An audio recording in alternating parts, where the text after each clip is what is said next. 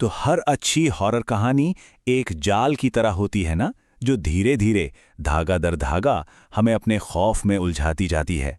आज हम काल का छलावा नाम के इसी जाल की बुनावट को परत दर परत खोलेंगे और देखेंगे कि आखिर ये हमारे मन के सबसे गहरे डर को कैसे पकड़ती है। कहानी की शुरुआत ही होती है एक माँ की इस चेतावनी से। सुनने में तो ये एक आम सी सलाह लगती है, लेकिन असल में यही वो बीज है जिससे आगे चलकर खौफ का पूरा पेड़ उगने वाला है। ये एक लाइन तुरंत ही एक अनकहे खतरे का माहौल बना देती है। और बस कहानी हमें सीधे ऋतिक सक्सेना और उनके बेटे नन्नू के साथ एक बिल्कुल सुनसान हाईवे पर ले जाती है। रात पूर्णिमा की है और हवा में एक अजीब सी बेचैनी घुली हुई है। तो देखिए, सीन कुछ ऐसा है। एक पिता और बेटा एक दमदार बाइक पर, लेकिन इस वीराने में वो पूरी तरह से अकेले और असुरक्षित महसूस कर रहे हैं। जंगल का जो सन्नाटा है ना, वो सिर्फ शांत नहीं है, बल्कि उसमें कुछ अजीब है। ऐसा सन्नाटा जो किसी आने वाली अनहोनी का इंतजार कर रहा हो। और ठीक यहीं पर एक बिल्कुल नॉर्मल सी बातचीत एक भयानक मोड़ ले लेती है। नन्नू अपनी माँ की चेतावनी के बारे में पूछता है और ऋतिक शायद बेटे का मन बहलाने के लिए या फिर उसे थोड़ा डराने के लिए कहानी के मेन विलेन, मेन मॉन्स्टर को इंट्रोड्यूस करता है। अब सबसे दिलचस्प बात यह है कि ऋतिक इस मॉन्स्टर को डिफाइन कैसे करता है। ये कोई आम भूत प्रेत नहीं है, बल्कि एक ऐसा शैतान है जो दिमाग से खेलता है, जो हकीकत को ही तोड़ मरोड़ सकता है। और यहीं से कहानी सीधे सीधे साइकोलॉजिकल हॉरर के जोन में चली जाती है, जहां असली खतरा बाहर नहीं बल्कि दिमाग के अंदर है। और फिर ऋतिक ये भयानक लाइन कहता है। सिर्फ ये एक लाइन कहानी के दाव को कई गुना बढ़ा देती है। अब ये सिर्फ कोई डरावनी कहानी नहीं रह जाती, बल्कि ये उसके अपने बेटे नन्नू के लिए एक सीधी धमकी बन जाती है। इस मॉन्स्टर की भूख बहुत ही स्पेसिफिक और खौफनाक है। और देखिए कि सब कुछ कितनी तेजी से होता है।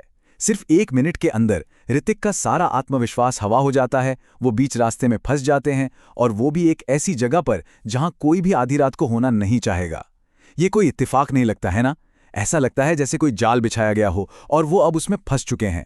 अब हम कहानी के उस हिस्से में आते हैं जहां डर बाहर से नहीं बल्कि अंदर से हमला करता है।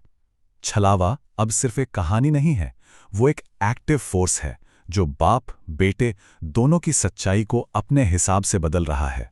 और यही इस कहानी का सबसे दुखद, सबसे ट्रैजिक हिस्सा है। पिता और बेटा एक ही जगह पर खड़े हैं, फिर भी वो दो बिल्कुल अलग अलग दुनिया में जी रहे हैं।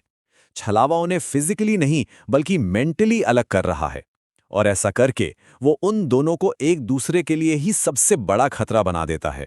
तो अगर हम छलावे के काम करने के तरीके को देखें तो ये कोई रैंडम अटैक नहीं है। इसका एक पूरा प्लान है, एक 4 स्टेप का प्रोसेस। वो सिर्फ डराता नहीं है, वो अपने शिकार को ही एक दूसरे को खत्म करने पर मजबूर कर देता है। यही उसकी असली क्रूरता है। और ये वो पल है जो ऋतिक की हिम्मत को पूरी तरह से तोड़ देता है। उसके दिमाग का डर अब उसकी आंखों के सामने हकीकत बन चुका है। छलावे ने उसके सबसे बड़े डर को ही उसके खिलाफ एक हथियार बना दिया है। कहानी अब अपने पीक पर है, बिल्कुल क्लाइमैक्स पर। एक पिता जिसे लग रहा है कि वो अपनी जान बचा रहा है, वो एक ऐसा कदम उठाने वाला है जिसे वो कभी वापस नहीं ले पाएगा। तनाव यहां पर एकदम असहनीय हो जाता है। बस इतना ही। एक छोटा सीधा सा वाक्य, कोई ड्रामा नहीं, कोई मेलोड्रामा नहीं, बस एक खौफनाक सच। और इसी एक पल में छलावे का भ्रम जीत जाता है और हकीकत हमेशा के लिए चकनाचूर हो जाती है। और जैसे ही वो वार करता है, पर्दा हट जाता है, भ्रम टूट जाता है, और ऋतिक को वो भयानक सच दिखता है जो छलावे ने उससे अब तक छिपा कर रखा था। और ये एहसास शायद किसी भी मॉन्स्टर से कहीं ज्यादा डरावना है। यहां से कहानी का मिजाज, कहानी का टोन एकदम बदल जाता है। सुपरनैचुरल हॉरर खत्म हो चुका है और अब उसकी जगह ले ली है एक ठंडी, कठोर और बेरहम हकीकत ने। अब हम उस भयानक घटना के नतीजों को देख रहे हैं। तो अब वो पूरी अलौकिक घटना एक पुलिस रिपोर्ट के ठंडे फॉर्मल शब्दों में सिमट कर रह गई है। पर मजे की बात देखिए, यहां तक कि पुलिस वाला भी इस छलावे की बात को पूरी तरह से नकार नहीं पा रहा। इससे पता चलता है कि ये कहानी उस इलाके की सच्चाई में कितनी गहराई तक घुली मिली हुई है। जब हमें लगता है कि चलो अब कहानी खत्म हुई, तभी कहानी एक और बहुत ही क्रूर मोड़ लेती है। पता चलता है कि छलावे का काम अभी बाकी था। वो सिर्फ मारता नहीं है, वो अपने शिकार की आत्मा को पूरी तरह से तबाह कर देता है। और ये आखिरी भ्रम शायद सबसे ज्यादा बेरहम है, क्योंकि ये ऋतिक की बची खुची उम्मीद और उसके दुख दोनों का फायदा उठाता है।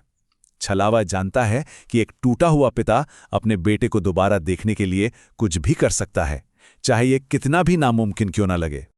और बस इस तरह कहानी का दुखद अंत हो जाता है। ऋतिक का आखिरी कदम जो प्यार और उम्मीद में उठाया गया था, वही उसे मौत की तरफ ले जाता है। छलावा जीत चुका है और उसकी हंसी उस सुनसान हाईवे पर गूंजती रहती है। तो आखिर में ये कहानी हमें इसी एक गहरे सवाल के साथ छोड़ जाती है। जब लड़ाई किसी बाहरी दुश्मन से नहीं बल्कि अपने ही दिमाग के अंदर बैठे शैतान से हो, तो क्या कोई जीत सकता है? और यही सवाल इस कहानी को सिर्फ एक हॉरर स्टोरी से कहीं ज्यादा बना देता है। ये डर के असली मतलब पर एक बहुत ही गहरा चिंतन है।